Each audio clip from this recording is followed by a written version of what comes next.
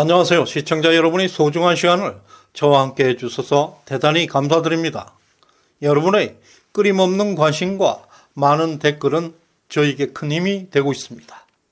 11월 21일 화요일입니다. 민주당이 국회에서 행하고 있는 독단적 행동은 선을 넘은 깽판들입니다. 이번 국회 회기는 그들에게 마지막 입법 독재의 장이 될 것입니다. 거대한 몰락을 앞두고 있는 최후의 만찬을 그들은 즐기고 있습니다. 최근 국회 예산안에서 충격적인 일들이 연이어 발생하고 있습니다. 도저히 용납할 수 없는 쿠데타가 발생하고 있습니다. 윤석열 정부가 추진해온 원전산업 복원을 위한 원전 예산 1,820억 원이 전액 삭감되었습니다. 아시다시피 문재인의 탈원전 정책으로 인해서 한국 원전은 막대한 피해를 입었습니다. 그럼에도 민주당 180석은 사실상 문재인 정권의 연장을 의미하고 있습니다. 윤석열 정부에서 실질적 주인은 아직도 문재명이라 해도 과언이 아닐 것입니다. 세계적인 기술을 보유하고 있던 우리나라 소형 모듈 원자료 SMR 개발 예산 333억의 전액 삭감되었습니다.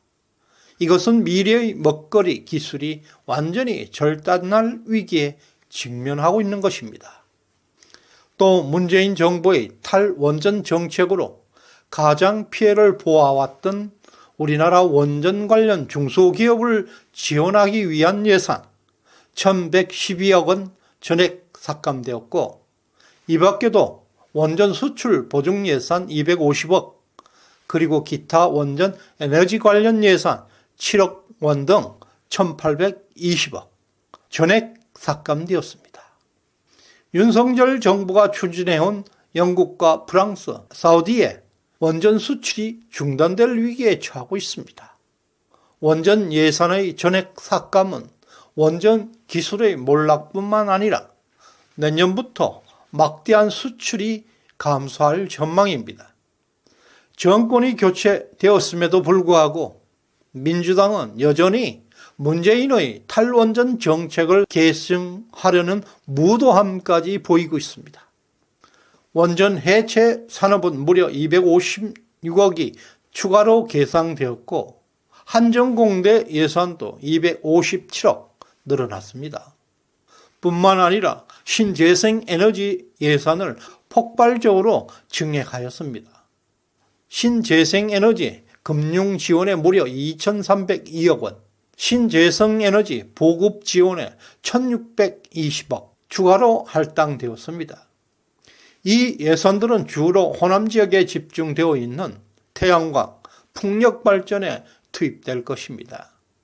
내년 총선을 앞두고 몰표를 위한 선심용 국가 예산이 호남 지역에 집중 투여되고 있습니다. 도대체 국힘당은 무슨 대안이 있는지 답답합니다. 민주당의 이러한 독재에 대해서 호소문이라도 발표해서 국민들에게 널리 알려야 할 것입니다. 국민들도 이런 사기꾼들의 실상에 정신 바짝 차려야 할 것입니다. 호남 지역에서 일어나고 있는 파시즘, 민주당에 대한 몰표 현상은 정말 심각한 수준입니다. 국가의 정체성을 흔들고 있고 국힘당 지도부는 이런 파소적 행동을 부추겨 온 것도 사실입니다. 국힘당의 최대 오점은 국힘당의 감투만 쓰게 되면 누구든지 광주 5.18 묘지로 달려갑니다. 거기서 눈물 짜고 용서해 달라고 애원하고 돌아온다는 것입니다. 그런 비굴한 역사성이 오늘날 호남의 파시즘 전체주의를 강화시키는 데 일조하고 있다는 것은 틀림없습니다. 당장 그런 행동은 멈춰야 합니다. 최근 인요한 혁신위원장도 광주 5.18 묘지를 방문해서 반성한다, 용서해달라고 눈물 짓고 왔습니다. 이러한 행동들이 호남 지역의 파시즘과 전체주의 현상을 더욱 강화시키고 있다는 것을 알아야 합니다. 현재 전라도 지역은 점점 더 정치적으로 성역화되고 있습니다. 어떤 정치인도 이 지역의 예산을 감히 건드리지 못하고 있습니다. 민주당이 내년 예산을 대대적으로 깽판 부리는 이유는 분명합니다. 윤석열 정부 2년 차까지 정부가 제출한 법안 통과율이 15%에 불과합니다. 전혀 법안을 통과시켜주지 않았습니다. 180석의 거대 민주당이 윤석열 정부의 국정 운영을 철저히 가로막고 있다는 사실을 보여주고 있습니다. 민주당이 윤석열 정부 3년차 내년 예산안을 전복시키려는 것은 내년 총선 결과와 관계없이 윤석열 정부를 식물정부로 만들어서 대통령을 탄핵으로 몰아가려는 민주당의 전형적인 꼼수입니다. 그 배경, 그 뒷배에는 호남의 몰표가 있기 때문입니다. 호남 출신 정치인들의 의식 속에는 자신들이 어떠한 악행을 해도 자신들은 당선된다는 확신을 가지고 있습니다. 그래서 그들은 여의도 중앙 정치는 누가 더 깽판을 강하게 치는가 겨루고 있는 경연장에 불과합니다. 여성이나 노인, 청년 비하는 기본입니다. 언제든지 이런 비행은 서슴지 않습니다. 그들은 깽판의 강도가 높으면 높을수록 호남에서 당선 가능성이 높아진다는 것을 잘 알고 있습니다.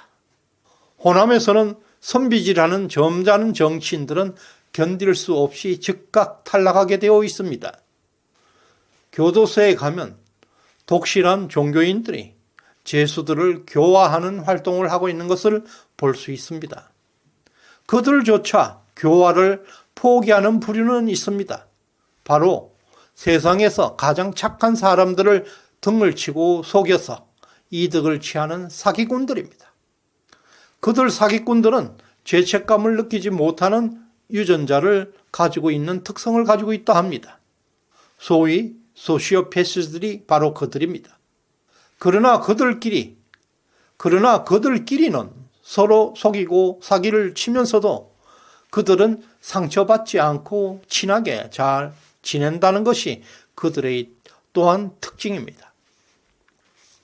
라임, 옵티머스, 디스커버리, 이들 사건의 주동자들이 모두 민주당 쪽 인물이라는 사실을 또 주목할 만합니다.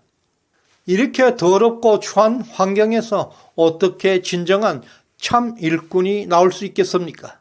그들은 최고의 일꾼을 원하지 않습니다.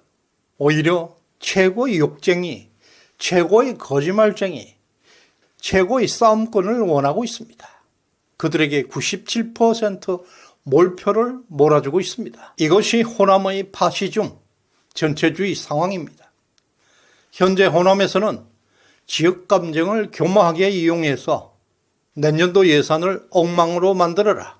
그리고 대통령을 탄핵하라는 지령을 어디엔가 받았습니다. 문재인의 탈원전 정책은 한국 경제에 엄청난 타격을 주었습니다.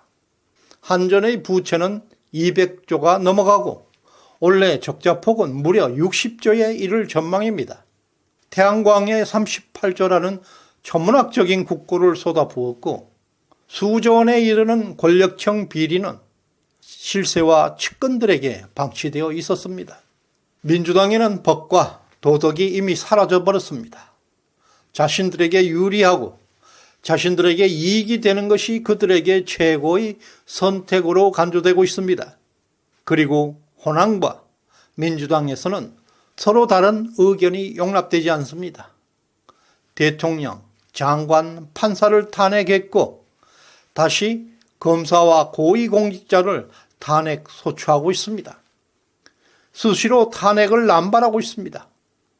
지금 민주당에는 중국의 문화혁명 때 또 독일의 나치 시대에 유행했던 대대적인 숙청이 진행되고 있습니다. 민주당과 호남의 관계는 악어와 악어새, 공생관계에 있습니다. 호남의 민주당 몰표는 욕쟁이 사움꾼, 폭력쟁이를 양산하고 있습니다. 민주당은 그 몰표의 대가로 압도적인 예산을 퍼주고 있습니다. 그러나 곧 이런 고통의 역사도 막을 내리게 될 것입니다. 고통은 일시적입니다. 그러나 우리들의 성공의 역사는 영원한 기록으로 남을 것입니다. 저희 영상에 도움을 주신 장윤건님, 프리마켓님, 정우천님 진심으로 감사드립니다. 끝까지 시청해 주셔서 고맙습니다.